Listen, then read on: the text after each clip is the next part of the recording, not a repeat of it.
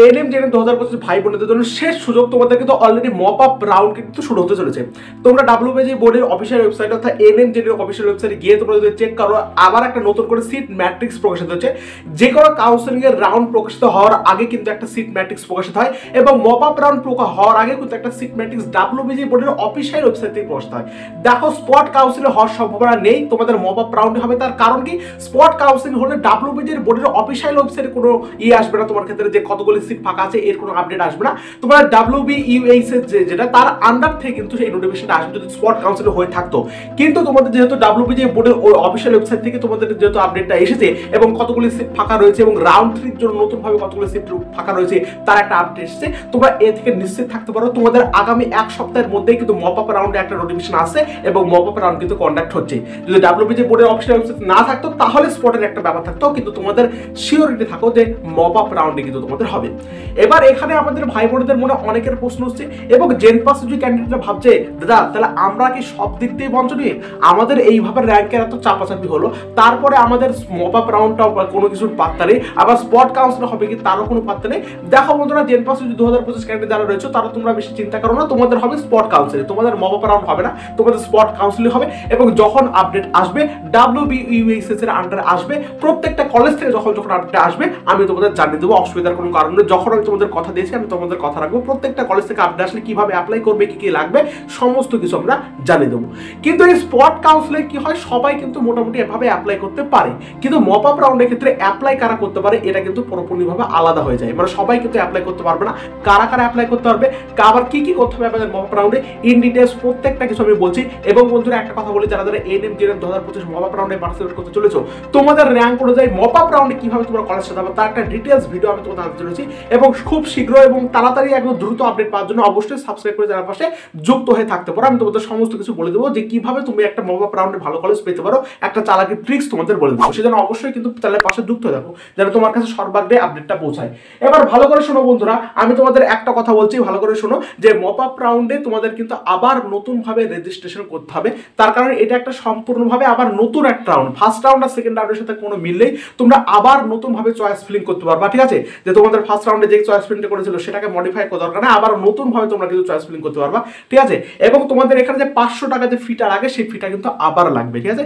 রেজিস্ট্রেশনের জন্য 500 টাকা যে ফিটা সেই ফিসটা কিন্তু আবার লাগবে। একদম সম্পূর্ণভাবে ফার্স্ট রাউন্ডে তোমরা যেভাবে কাউন্সিলিং করেছিলা ঠিক একইভাবে মপ আপ রাউন্ডে নতুন ভাবে আবার কিন্তু তোমাদের কাউন্সিলিং করতে হবে, বুঝতে পারলে ব্যাপারটা?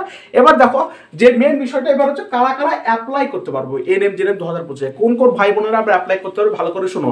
যারা ফার্স্ট রাউন্ডে এবং সেকেন্ড রাউন্ডে কোনো কলেজ পেয়ে গেছো, অলরেডি কোনো কলেজে অ্যাডমিশন নিয়ে নিয়েছো বা নো আপগ্রেডেশন করে নিয়েছো, তারা এই মপ রাউন্ডে পার্টিসিপেট করতে পারবে না।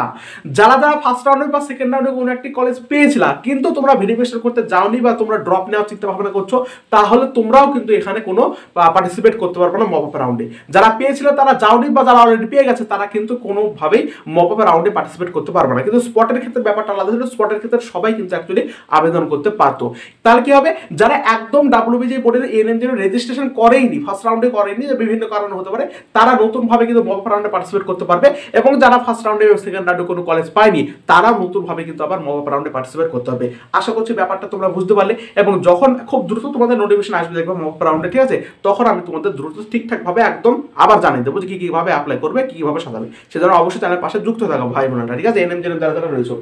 এবার প্রশ্ন হচ্ছে যে এএনএম জেএনএম কত র্যাঙ্ক পর্যন্ত আমার সুযোগ থাকবে দাদা, কত র্যাঙ্ক পর্যন্ত আমার সুযোগ থাকবে? দেখো আমি তোমাদের বলি যে এএনএম জেএনএম কিন্তু এই 2024 যেরকম কাট অফ অ্যাকচুয়ালি গিয়েছিল প্রত্যেকটা রাউন্ডের ক্ষেত্রে, তার থেকে খুবই একটা বেশি কিন্তু হেরফের তোমাদের হয়নি। তোমরা দেখতে পারো ফার্স্ট রাউন্ড এবং সেকেন্ড রাউন্ডে জেন পাসের ক্ষেত্রে যে হেরফেরটা হয়েছে সেটা কিন্তু এএনএম জেএনএম এর ক্ষেত্রে হয়নি। ফার্স্ট রাউন্ড আর সেকেন্ড রাউন্ডের কম্পেয়ার যদি আমি করি তাহলে কিন্তু ওরকম প্রায় ক্যাটাগরি কিন্তু কাট অফটা গিয়েছিল।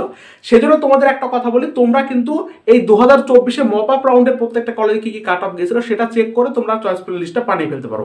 আমি তোমাদের ফ্রিতে বলে দেবো, একদম ইউটিউবে বলে দেবো যে কিভাবে তোমরা অ্যাকচুয়ালি তোমাদের মপ আপ রাউন্ডের র্যাঙ্ক অনুযায়ী চয়েস ফিলিং করবে। তাও আমি বলছি তোমরা নিজে নিজে একবার চেক করতে পারো।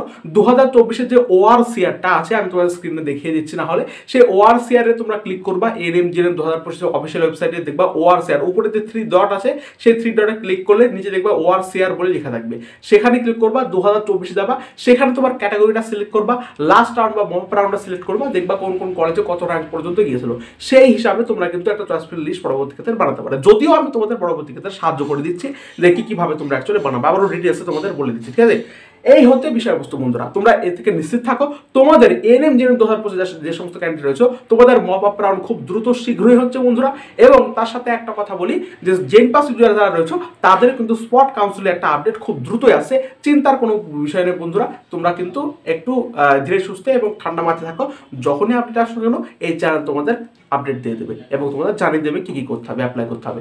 এবার কিভাবে অ্যাপ্লাই করতে হবে NMJNM মপ রাউন্ডের জন্য, একইভাবে ফার্স্ট রাউন্ডে যেভাবে তোমরা অ্যাপ্লাই করেছিলে, রেজিস্ট্রেশন যেভাবে করেছিলে, ঠিক একইভাবে মপ আপ রাউন্ডের জন্য একটা নতুনভাবে তোমার এই ক্যান্ডিডেট অ্যাক্টিভিটি বোর্ড ওখানে তোমার খুলে যাবে, মপ আপ রাউন্ড রেজিস্ট্রেশন বলে ওখানে ক্লিক করে যেভাবে তোমরা ফার্স্ট রাউন্ডে রেজিস্ট্রেশন করেছিলে ঠিক একইভাবে তোমার কিন্তু আবার রেজিস্ট্রেশন করতে হবে। এই হচ্ছে বিষয়বস্তু বন্ধুরা, ঠিক আছে।